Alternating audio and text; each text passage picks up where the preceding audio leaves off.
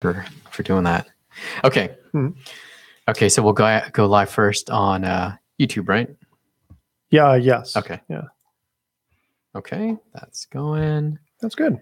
Yeah, looks good. Okay.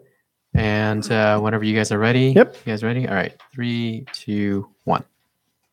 Welcome. You're listening to The Best of Investing. I'm your host, Edward Brown, along with my co-host, Nam Phan of Pacific Private Money and Matt Coordes of Pacific Private Money. Mark Hanf is off today.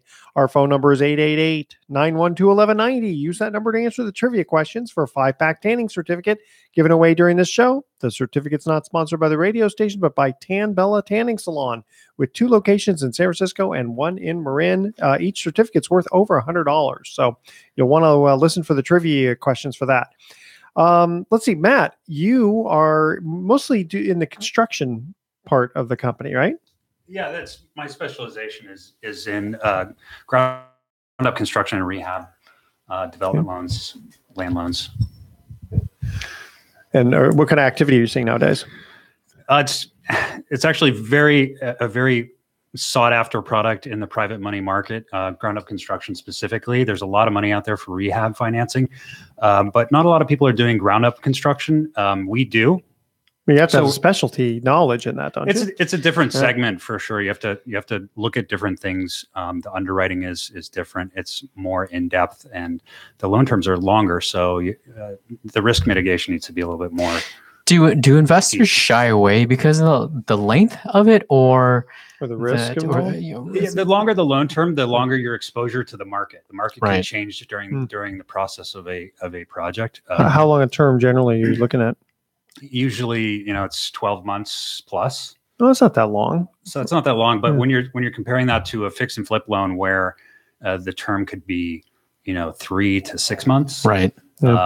It's easier to get in and out, and the execution risk is lower on the fix and flip product because usually you're talking about pretty much cosmetic upgrades, right? Whereas with ground up construction, you're starting from the ground.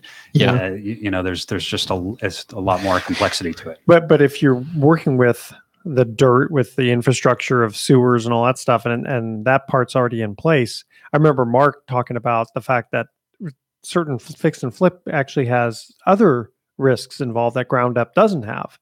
Sure. Yeah. For one, when you buy a property that you're going to fix up and you strip it all out, then you've stripped some value out of it. At least for a short period of time. Also, you don't know what's behind every wall. You don't know, right? You don't always know what you're getting into either. That's a good point. Yeah. So particularly when buyers are very aggressive in purchasing, they purchase quickly and with fairly loose due diligence because they have to be competitive. You have to be a little careful about that. That's why we really target sponsors that are experienced. We need to see some track record and some success. So what kind of ground up construction request that would land on your desk where you would go, you know what, this is no brainer. Typically, what's the profile of something like that? A no brainer would be a experienced builder, someone who's been in, actually we have several of them now, builders who have been in the game for 30 years. They could go to a bank, but they go to us because we're faster. Right. And because you're not dealing with sort of a committee process like you are with some banks, and we'll fund draws faster, and we're just much more nimble, and time is money. So what kind of terms are the borrowers looking at for those kind of loans? Ground up construction, really the biggest difference between fix and flip and ground up construction is we primarily look at loan to cost first on ground up construction, meaning the total cost of the project. We want to see the borrower have at least 25% cash equity in the project. That's their quote unquote skin in the game. Whereas with fix and flip, we'll do a percentage of the acquisition plus a percentage of the rehab. So we may do 85% of the acquisition on a rehab and 100% of the budget. But with ground up construction, we'll look at just the total cost of the project. We need to have their equity in it upfront. So in the no-brainer territory, we'd like to have them just buy the lot with cash typically, right? Depending on, land varies so much in value depending on where you're talking about. You could have $1 million lot or a $50,000 lot. So, and then you also do it in tranches. Because you're not just going to write them one check and hope that they. No, we see you in a couple of years. Yeah, really. When the project's done. No. We'd ascertain how much equity they need for the total project cost up front, and we'd want that in before we fund or along with our initial funding. And then the draws would come out typically monthly. Mm-hmm. So as the project proceeds forward, we would send out an inspector, review invoices and lien waivers, and distribute money. Okay. As it goes. Sounds good. Hey, guys, we're going to go to a quick commercial break. Before we do, want to make a mention here. If you're a commercial real estate investor, syndicator, broker, contractor, property manager, or anyone else involved in commercial real estate, you're going to want to attend the 5th Annual Commercial Real Estate Update Trends and Networking Symposium. It's going to be in San Francisco. Go to realestateinvestorlaw.com. It's actually costs money to go to this one. However, which I think is about $125. But if let's see, the first 4 people who call our 888 number, we're going to give you a special coupon where you get to get in for free. All right. 888-912-1190. Here's our first trivia question. What is the first 4 of the 4 different strokes swum in a swimming individual medley? All right. The 4 different strokes. 4 different strokes. What's the first one? Call 888-912-1190. First caller with the correct answer is going to win the tanning certificate. Don't touch that dial. We'll be right back.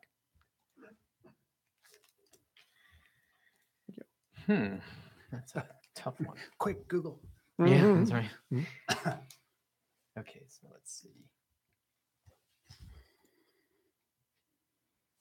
So next thing, do you want to talk about North Bay construction? Oh, yeah, sure. Yeah. What's going on? Do a little update on follow up to the fires. Yeah. 24th. And then track 1, right? 1. This is still live streaming. Yes, it is. Right? So no swearing. Well, the thing is, whoever's watching this will know the answers before Saturday's show. And that's true.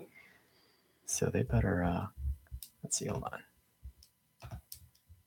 Do you know folder? 24. It's losing my voice. It's all the singing. Yeah, no, it's getting sick. God, everybody's gotten sick this year. Yeah, it finally hit me this last week. So it was brutal. Hit some people twice. Yeah. I know. I thought I was going to get it twice, but knock on wood, so far so good. Is that what Mark's got? No, I don't think so. He was feeling just tired from last night or something. So. Oh yeah, how'd your San Jose event go? Good. We did a presentation to a independent mortgage office, and they have 100 MLOs. Wow. Yeah, and so I sent them a referral agreement today. Good. But their CEO has referred, been referring us to their brokers. Yeah, and we've got like 10 different brokers have called us from their office. Good. So it's been great. Hopefully, we'll get something formal in place. Okay. Okay, let's see. Okay, this next one is 828, right? Mm-hmm. Okay. 3, 2, 1. Welcome back to the Best of Investing. Again, I'm Edward Brown, your host, along with my 2 co-hosts, Nam Phan and Matt Coordes of Pacific Private Money. First trivia question was, what is the first of the 4 different strokes swum in a swimming's individual medley? No idea. Is it the Yugo butterfly? Yes, it is. Very good. 25% chance of getting yeah, as long as you knew all of the the breaststroke and all that and stuff. I knew 2. So, freestyle, breaststroke, backstroke, and butterfly. Yeah. So Matt, you're an expert in construction lending. Give us an update with like the fires in Santa Rosa. What's going on with construction there? Yeah. So last time I was on the show, when was that? It was a couple months ago. Yeah. The Santa Rosa area was still in cleanup mode at that point, and we really hadn't seen much in terms of construction loan requests. Certainly, maybe some land loan requests, but for the most part, people were still in this post fire cleanup and kind of planning phase. And so now, last month, Santa Rosa Town Hall, they had a town hall meeting A lot of people attended where it was just general informational, so the city could kind of relay what they'll allow people to rebuild and just general Q&A. And what came out of it was it seems that the city's really being flexible and aggressive and good at prioritizing things. Yeah, I mean, this isn't just some developer taking a bunch of land and going, "Hey, I'd like to speculate on houses." I mean, these are people who lost their homes. Right, they lost their homes, so they're allowing people to park a trailer on their lot and live in it while they're rebuilding. Oh, that's nice. Okay, with a permit, of course, and they can add ADUs to the property that they can live in during construction as well, assuming it's sufficiently complete.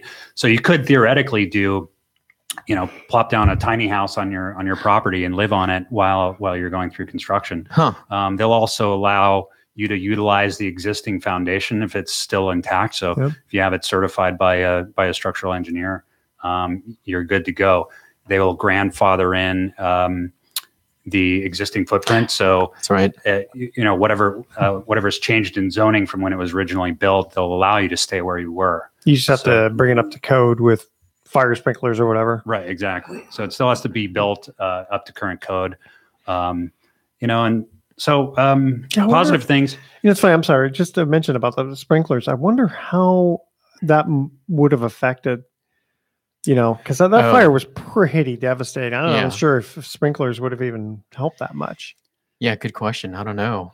Yeah, it's certainly case by case. It was such an aggressive fire and wind blown. So it was, who knows if anything could have really helped. Yeah. Let's see. So there are some permits and some construction starts getting off the ground here the beginning of this year. So great. It's a really slow start, but it's positive. Of course, I think everybody feels that it's nice to see houses going up at least, even if it's just a few. Well, and once it starts, I think a snowball effect. Yeah. Yeah. So as of last month, they've had 31 permits issued in Santa Rosa or Sonoma. 21 are in Santa Rosa. 10 in the county. So it's a slow start. Yeah. I mean, you've got 5,000 homes lost in the county. Yeah. 4,970 to go. Yeah. So it's going to be a long road to the point where, everything's back to where it was. And I wonder how many have been sold to speculators. That's certainly gone on. I've had a lot, probably the most common call I had in the last few months has been people like that looking to buy property, looking to buy lots, or thinking that they can get property entitled for either apartments or subdivision, whatever. So there's been a lot of real estate investment activity up there, and I've spoken to a few people that have just sort of thrown their hands up because it's really difficult to get anywhere. Yeah. So there's an artificial increase in need because of the fires. Sure. But you said you're getting loan requests all over the state. Well, I mean, housing in general, it's not enough supply in California. Are you just seeing that people are, because of that, developers across the state are just trying to find properties to build on or land? I think statewide, the market's pretty elevated right now. We've had a pretty steady ramp up since the recession. And when that's the case, you have properties in various locations starting to make sense. Yeah. The redevelopment starts to look profitable. And that's, certainly been the case in the last few years and even more so now. So we have to be a little cautious about how we underwrite them. Right. The projects that are maybe a little outside of our prime lending areas that are just now starting to make sense at the top of the market. How are they going to look, in the market? And did I ask you about the terms? Like, what kind of interest rate are you looking at? No, I don't think we talked about that. Okay. Yeah. So ground up construction, we're typically around 10% interest rate, just as a starting point. It's fairly expensive money. Yeah. For private money, that's kind of where the market is. We could probably get down to as low as 9.5 if it really made sense and it was conservative. But that's generally where we are in the kind of 10 to 11% range. And, points and fees on top of that vary by the deal. So when you're looking at a deal, are you looking at also what's the profit that they're projecting? Sure. Yeah, Yeah, absolutely. I mean, So the ratios we look at, of course, assessing their skin would be the loan to cost ratio. We also look at the loan to value ratio, not just on the as is value going in, but as it's complete, what is the loan to value on the complete project? So we want to see a reasonable profit margin of, 25%, right. at least. So that'd be 75% LTV on the finished product. All right. That's interesting. I mean, because if it's a longer term project and the market is either, starting to flatten, how do you project out on a 2-year new construction loan, right? That's a lot of art and science to what you do. Yeah. And you charge the points on the total loan request, but the interest only on the draws? We can do it either way. Typically, for the smaller loans, we're charging interest on the full boat, the full loan amount. Okay. We can do it. It's kind of referred to as I call it Dutch interest versus non-Dutch interest. Dutch interest meaning the whole loan amount earns interest from day one. All right, going to cut to another commercial break. Another quick mention here for Experience Mahler's Glorious Fifth Symphony, which is actually that one's gone. So you have to go the April 26th at Davies Symphony Hall. The Planets take a behind-the-scenes experience San Francisco Symphony performance beginning at 8:30 a.m. with coffee, donuts, and a half-hour informative talk. Go to www.sfsymphony.org for more details. Second trivia question is, without looking at your computers, what is the largest key on a standard computer keyboard? I'm going to have to use it. Yeah, I know. All right, that's our trivia question. Call 888-912-1190. If you're the first caller with the correct answer, you're going to win that tanning certificate worth over $100. Don't touch that dial. We'll be right back. Good thing the camera didn't see you. This camera here, we're live streaming, baby.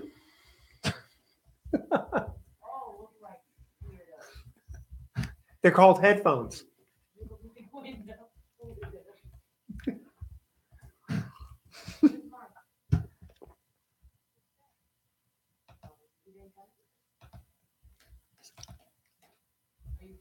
No, Mark is sick.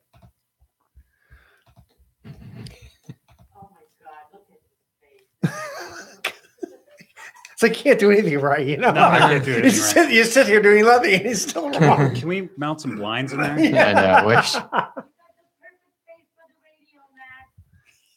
wish. Thank you. But she was just saying that you're perfect for bringing them in. Okay, so that was the 828 spot. And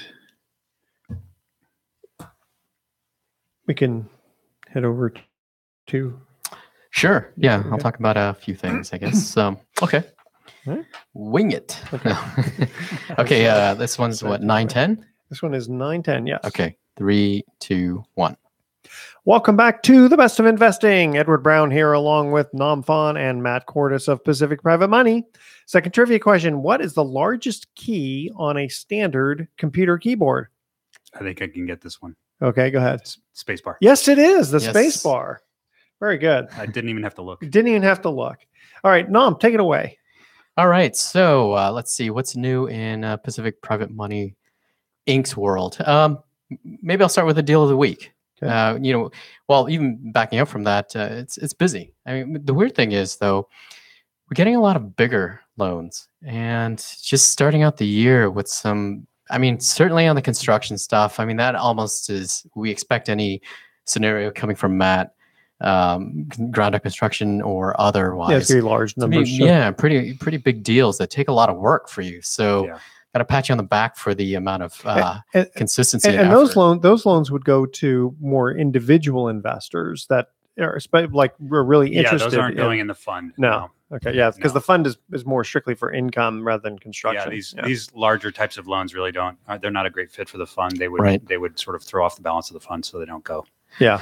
Yeah, and or there's certain institutional type money that will invest in those. Right? Exactly. Yeah. So, but generally, just the other ones that we put in the fund have just been bigger. Maybe it's just I don't know, maybe it's just geographically we're seeing more in Marin and San Francisco and the South Bay, but we just closed one in here, actually in Nevada, 1.1 million owner-occupied bridge loan, where a couple was moving from the South Bay. They just wanted to be kind of away from things. They were downsizing too, though. Okay. And they just needed to close. Their property was on the market, or they're about to put it on the market, and they were downsizing from, I don't remember what the price is of the home that they have listed in the Silicon Valley, but basically it was 59% loan to value, owner occupied, which is one of our specializations, as well as cross. So meaning that you take the old property and the new property. Exactly. We use the equity in their home that they're leaving as collateral towards the purchase of their new home. And we did a presentation, Mark and I did, to a group of loan officers down in the South Bay. We spent a lot of time on the bridge loan. And one of the things we found is conceptually it makes sense, but oftentimes you have to describe the situations. And that's why we do these deals of the week, is there's so many different cases where bridge loans, private money bridge loans, can solve a scenario where conventional lending can't. And also, I can imagine some of the real estate agents and brokers, if they haven't thought about it, they would just automatically tell their borrower client, I'm sorry, I can't do anything for you right now. Right. And you wrote a great article, which we're going to put on our blog post next week, about how bridge loans work. Or does it make sense to purchase now or versus waiting? And even in this, not even in this market, but it's a seller's market still. And one of the things that when we talk about at some of these presentations that these loan officers get, but realtors get in particular, is so many people are hesitant to list their home right now, even though they know it will go quickly. Yeah, because they don't have another place. Right, because they haven't found the other property, and then they feel stuck because they're talking to their mortgage officer or conventional lender and saying, hey, I want to buy this place. But they say, well, you can't until you sell. Exactly. Until we pull the funds out, and they don't know that there's a solution. So, time and time again, we try to emphasize the fact that there's a plan B. Well, yeah, I can imagine, if you didn't have knowledge about it, the first thing, the bank says no. So you go, okay, well, I know about a mortgage broker, but then if the mortgage broker doesn't know, because how many of them think about it? You would otherwise just think you have to rent short term or do something. Yeah, right. And a lot of people don't want to move twice. Yeah, it's a hassle. Yeah. And I love telling that. I mean, we've already shared this before on a previous show about the couple who had just had a child. Oh yeah. And they were planning to list their home, and this is January. That's when we close this loan. They're planning to sell in June, but a home 5 doors down came on the market where it was situated differently on their street, where they had a great view of San Francisco. There's no way they could have put their home on the market that quickly and closed.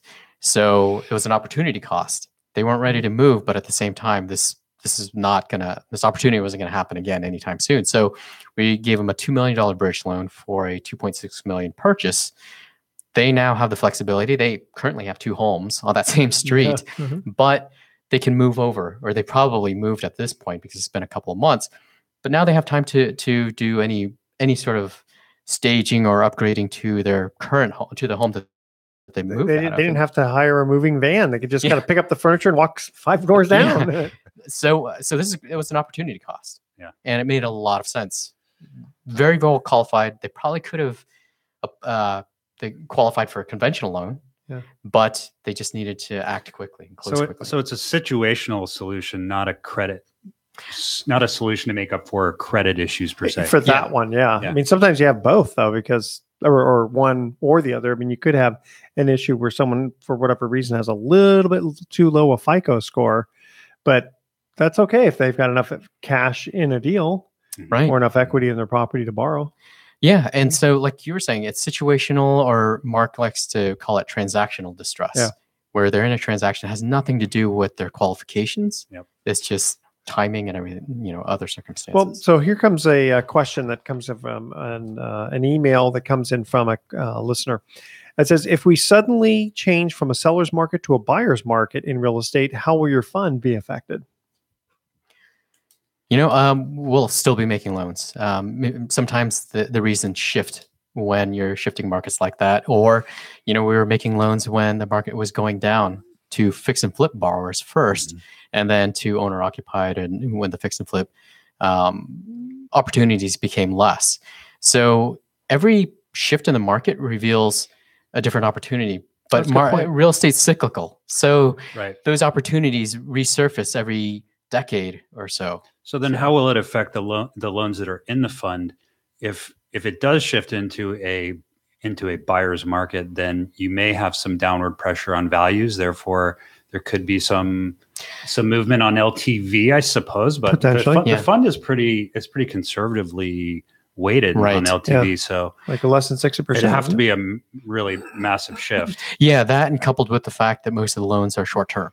So if our fund average maturity was 36 months and we were making 80% LTV, then that would be problematic for when the market shifts. But it's more like a year average term or something around there, and weighted average LTV of I think 58%. 58%. Yeah, I knew it was just under 60%. I mean, I don't know any other fund in California that has that low an LTV. And actually, that LTV was based on the original date of the loan, not what the current value is. Right. So especially if somebody's done a little bit of fix and flip or rehab to it, property's gone up in value. Right. So the other part of the, if it switches from a seller's market to a buyer's market, other things that happen are typically days on market goes longer, homes sit on the market longer, but then there's more inventory too. Right. And with a buyer's market, initially or over time, there's more buyers who are able to afford because prices stabilize or they go down. And so there's more buyers on the market, then it creates more transactions in the market, more sales. And then private money always gets, a percentage of that fallout. There's always fallout, transactional distress, something happens, they're not able to sell their home. So we end up picking up that business. So I think it'll affect us positively. And why don't you both give out your information before we go to break? And then also when we come back, I know you've got some fund events you want to invite the audience What's to. your contact information, Matt? Absolutely. For construction development loans, I can be reached at email address Matt, M-A-T-T, at pacificprivatemoney.com.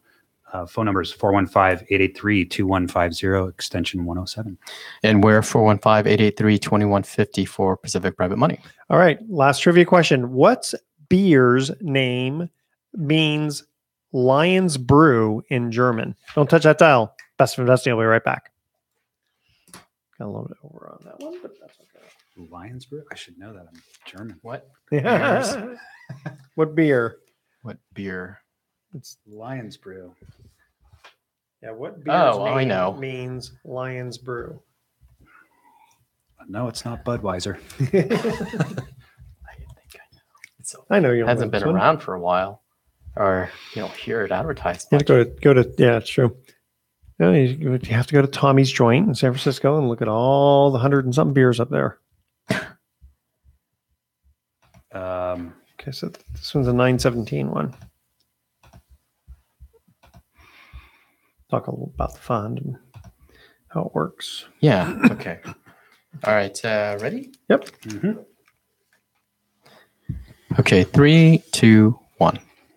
Welcome back to the Best of Investing. One more time. I'm Edward Brown, your host, along with Nam Phan and Matt Coordes of Pacific Private Money.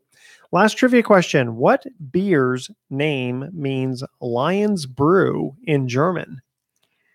Lowenbrau. Lowenbrau. That is correct. And that's going, I'm German. And I don't know. I didn't get that. I took a semester of German. My ancestors are turning in the grave. Yeah. Okay. So, Nam, why don't you explain to the audience a little bit about the fund and how they can get a hold of you about the fund? Isn't there some event that you guys are putting on? Yeah. So we'll start off with the event. So we periodically, typically every month, although we skipped March.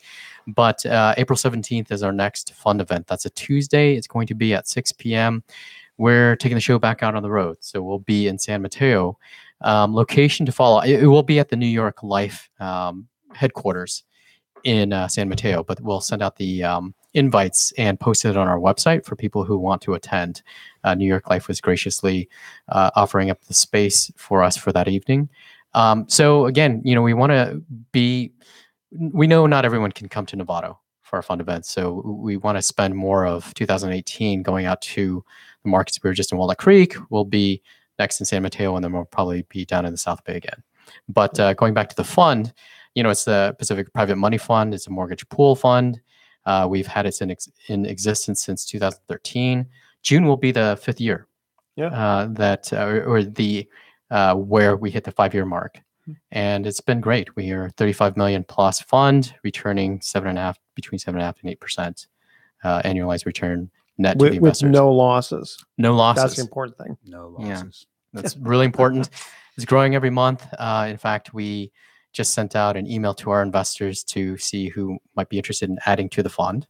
Again, we're just getting bigger loans. And I'm sure seasonality is going to be kicking into Q2. So we'll start seeing more inventory out there. Yeah. How many of your current investors add to their account? Because I know a lot of people, they hear it, they say, well, this sounds pretty good. I want to test the waters, make sure you guys are for real and that you're actually paying what you say you're going to pay. Yeah. That it's not a Ponzi scheme, that sort of thing. Right. Well, I don't know what percentage add to their investment. Probably somewhere around 40%. Actually, for the next show, I'll come up with those stats. But the average investor starts around investing at 50 or 100,000, but have an average of 250,000 invested. Wow! So it's been growing. And how many are compounding their interest?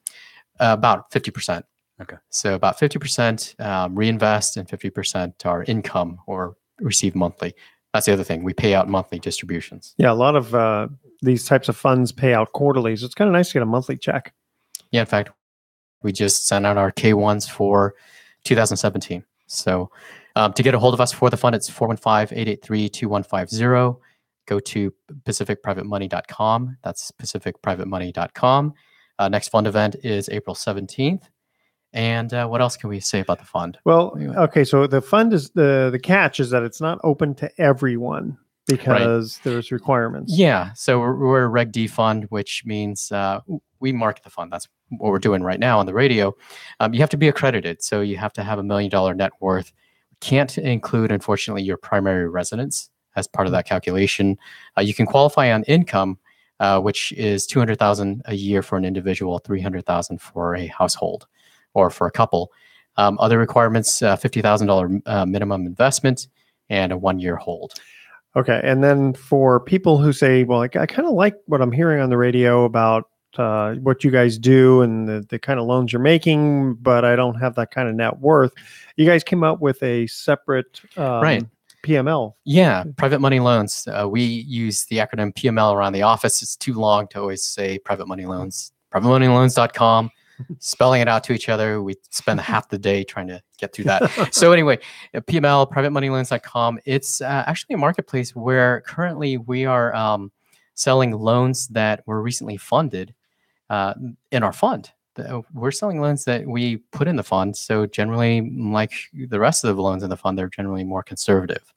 It's an opportunity for people to be able to, if they don't want to invest in the fund, or if they're invested in the fund, if they want to also own an individual loan tied to a specific piece of property, they can do that. Now, one might ask, well, if you make loans in the fund, why would the fund sell loans? Right. So sometimes it's we come across loans that are really good loans that we just want to say yes to be able to provide the service to our referral sources. We'll put in the fund, but we also need that capital to be redeployed to the next loans that come across our desk. So we'll immediately put it out there because we want to create liquidity. But there's got to be a benefit to the fund. Oh, yeah, for absolutely. Doing that. So the flip side is that, if we're taking in a loan, if we did a loan for 10%, let's say, then we'll probably sell it on private money loans for 9 or 8.5. That's still a good return for the borrower, or for the purchaser of that loan. But it's a benefit to the fund and fund investors because that spread is coming back to the fund. So that spread boosts the yield above what it would otherwise. Exactly. So if it keeps the loan, it makes 10%. Yeah. If it sells the loan and strips off an extra 1%, then and it's got money to put back out again, I mean, you can really start enhancing that yield. Yeah, that money comes back to the fund and it's just shared with the fund investors. Plus, your interests are aligned with the fund because you guys share points with the fund. Right. So we share points, which are the fees that we charge when we to do a loan, and not many. Well, some other funds do that, but not all do that, and that's important because we're sharing that, not only the interest rate but the fees that we collect. So that goes back to the fund investors. It's a 50-50 split. And again, for more information, 415-883-2150, or go to pacificprivatemoney.com. Also go to our website block section to learn about events that we're hosting. and also I guess we have, if they go to bestofinvesting.com, it feeds right into your page. Yeah. for So Pacific they can Money. see, any of these shows you can see either on YouTube, or we record the show from the radio and we put it back on our website. And we will be, and then Private Money Loans is a separate website, separate marketplace for people to be able to look and buy loans from us. And they can look at due diligence information on there? Download. They can see the valuation. They could see the title reports, confirm that we are in fact the note holders, lien holders on it. So They can just go to the website and set up a profile, or how does that work? yeah, they can set up a profile. They have to show that they're sophisticated, and then email confirmation. They can start pledging on properties. Now, people are not going to buy these notes blindly. So what do? They call you up and they have questions on a specific loan? Yeah, they can call us up. They can post an email question online to the community, and they can get an answer. And the nice thing is we can answer that question, and everyone in the community can see that answer. So It's very transparent, as they say. yeah, it's a great way for people. I mean, it's still in beta. I would say that we're just posting loans still kind of sporadically, but as things pick up and as we probably will move to live fundings, it will be a great way for people to invest in live loans as well. So here's a question. So let's say someone finds a loan that they like, and they like it maybe because it's local to them. Can they go take a look at the property? Generally, Yeah, why not? The property address is listed on there, so they can actually drive to the property. We don't want them knocking on the door. Drive by, There's a right, difference. But they can drive to the property, look at it. And in fact, we've had people do that already. So just check out the neighborhood. yeah, Got it. It's a good idea. I like it. great. All right. So we don't have another trivia question. So we're going to go ahead when we cut to another commercial break. We come back. We're just going to summarize some of the stuff that we've gone through, and we'll have our thoughts for the day. And if that's about it, I think what we'll do is we'll cut out now, go to the next break, and then when we come back. So don't touch that dial. The Best of Investing. I'll be right back.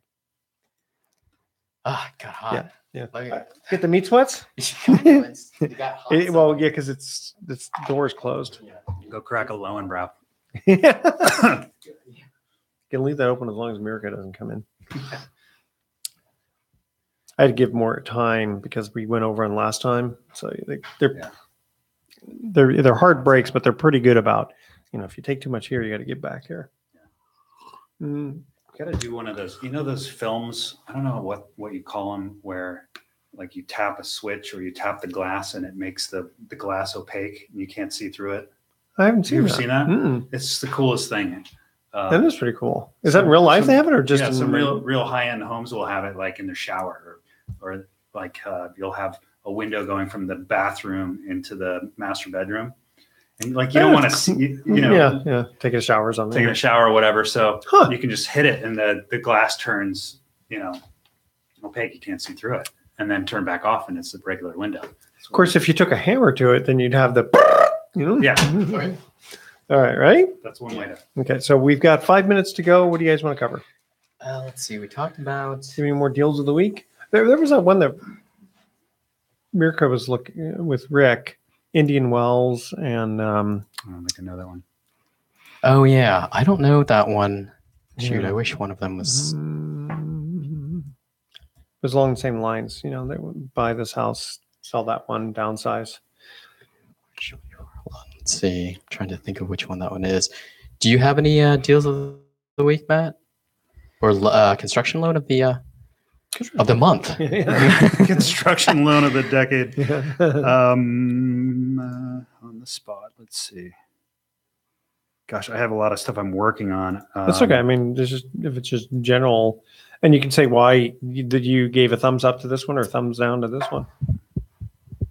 Let me think. I'm kind of drawing a blank right now. Let me see what Well, we can start, and then if Okay, yeah, we can talk just in general, like what why would anyone pay 10%? Sure. Sure. Okay. I'll head that over to you. All right, gents. Mhm. Ready? 1, 2, 3. Welcome back to the Best of Investing. Last time for today, I'm Edward Brown, your host, along with Matt Coordes and Nom Fon. I had to go look. I can't tell players on a scorecard. I was looking at him, looking at you. Old habits die hard. That's true. I'm usually used to just saying Mark Hanf. Okay, so Mark is not feeling well today, so he's off today. Nom, first question: why? Except for the fact that I understand about people needing this short-term bridge loan, why else would people borrow at 10% when they get money at the bank a lot cheaper? I mean, speed. I mean, that's part of it. And the fact is that sometimes, people who we deal with transactional distress, and some of that includes scenarios where banks just won't lend to. Again, somebody who has a home that they own that's on the market but hasn't sold yet, or is going to go on the market, but they want to purchase another property. Banks oftentimes will just look and say, your debt ratios, we can't make 2 loans to you, or you can't afford 2 mortgages. Well, there's also been situations where someone's worked for a company for 18 months and hasn't had the 2-year mark. Yeah. So they want to just borrow from you for 6 months and then pay off. Right. So banks have tightened their lending guidelines. So the lending box that a lot of conventional lenders have to, follow, results in people not being able to afford a conventional loan or qualify for a number of reasons, which from a common sense standpoint doesn't make sense. Well, and a few days ago, the stock market dropped 700 points. So kind of curious to see if that's going to have banks kind of get affecting how they're going to be underwriting. Yeah. I think that people are willing to pay more because frankly, banks have made it, not to rag on banks too much, but they've made it a little hard for people to and it's not necessarily their fault, but the process can be long and drawn out sometimes for people, and they don't exactly know where to go, or maybe they don't have the bank relationships that they need or like to have. So at some point, people just have to get on with it and get a project done, or get the deal done and moving forward, and that's what we do. Yeah, because a lot of times there's opportunities to be missed if the person can't borrow the money fast enough, they're willing to pay the extra freight. Right, and from a bank standpoint, we could look at it and say, well, why wouldn't a bank seize on the opportunity that private lenders are jumping on? But private loans like ours are actually just a small fraction of the overall types of loans that are out there taking place. Also, they're so busy with loans that do qualify that fit in the box. Exactly. There's so much volume that fits well in their programs, and then we're sort of on the fringe of that. So why spend too much time focusing on it if you're a bank? Right, and we're not a billion-dollar company, so our ambition is not to be. We want to do what we do really well in California, Northern California specifically. Well, there's also that's another thing too, is that after all the consolidation that's gone on with banks as well, they've had to be more streamlined in the process, and fewer hands on deck for more business volume. Also, I know that they don't like to make loans on property that is being put up for sale because they know it's short term, and for them it's a lot of brain damage. To do that work.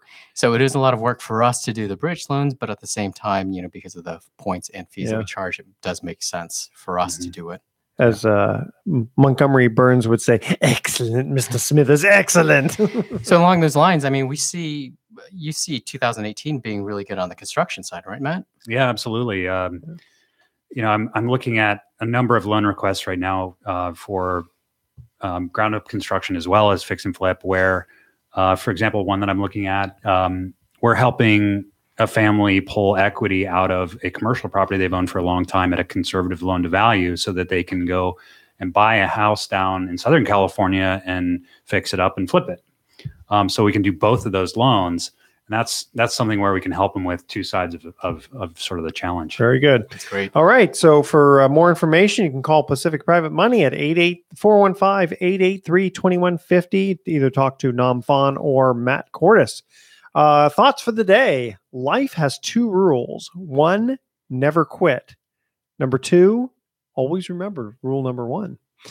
And George Bernard Shaw said, life isn't about finding yourself. Life is about creating yourself. Tune in next week to the Best of Investing. We're going to be giving away more free prizes for answering trivia questions. Thanks for listening.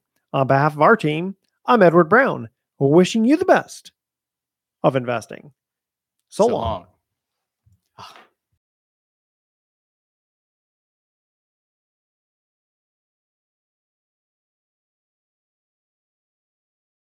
It's Okay. been live streamed. Yeah, I know. So it's better than picture. Yeah, really. Okay. Are you sure?